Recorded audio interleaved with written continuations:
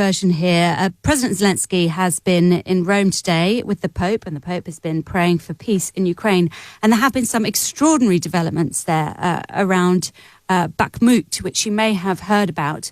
These ferocious battles that are going on there at the moment. And to speak to me about them is my guest, Euan McD, English section editor at Ukrainian news website NV.ua, who lives and works in Kyiv, Ukraine's capital. Hello, Euan. Hi, Euan. Can you hear me? Yes, I can hear you. Yes, great. Could you just give us some background for those listeners who won't know much about this on the battle for Bakhmut and why it matters so much? Well, this battle is the longest one that's been going on in this invasion stage of the war.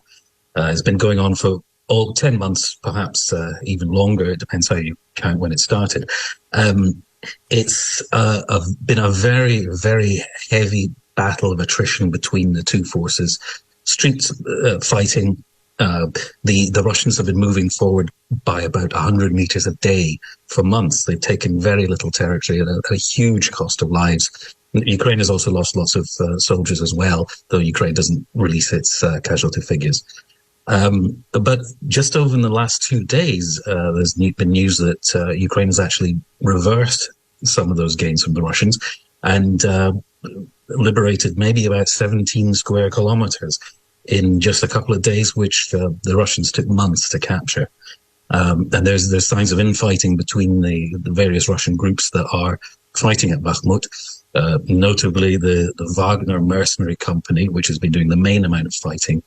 Its head, called Yevgeny Prigozhin, has been complaining bitterly about a lack of ammunition. And he seems to think that the Russian army proper is starving his forces of ammunition and perhaps wanting to bleed his forces out. There is bad blood between them. Is there any news on the loss of life there, the loss of Russian life? It's in terms of this counteroffensive? It's very difficult to say. The Russians don't give losses. Neither do the Ukrainians. The Ukrainians say that they're killing about 500 Russians a day over the entire theater of war in Ukraine.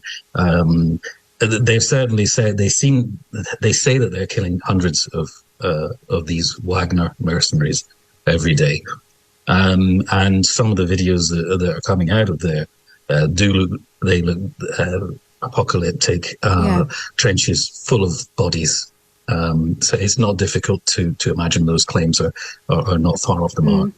And the Ukrainian position seemed very, very difficult, didn't it, until very recently. What has turned the tide?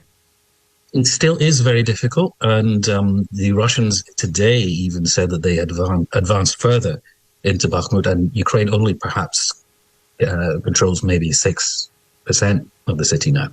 But because of these weaknesses on the sides and the flanks of Bakhmut, where Wagner claims that the Russian army retreated or fled in disorder, because of this, it seems that Ukraine has been able to move forward, take advantage of this temporary weakness, probably infighting between the Russians.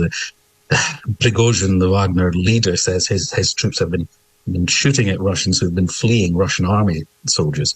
So there seems to be a lot of disorder in the Russian defense, and the Ukrainians are taking advantage of it.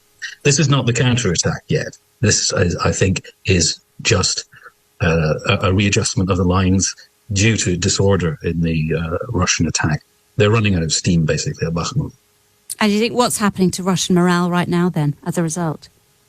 Well, it is probably not good because they spent a long time taking the area of land that has now been liberated in about 2 days.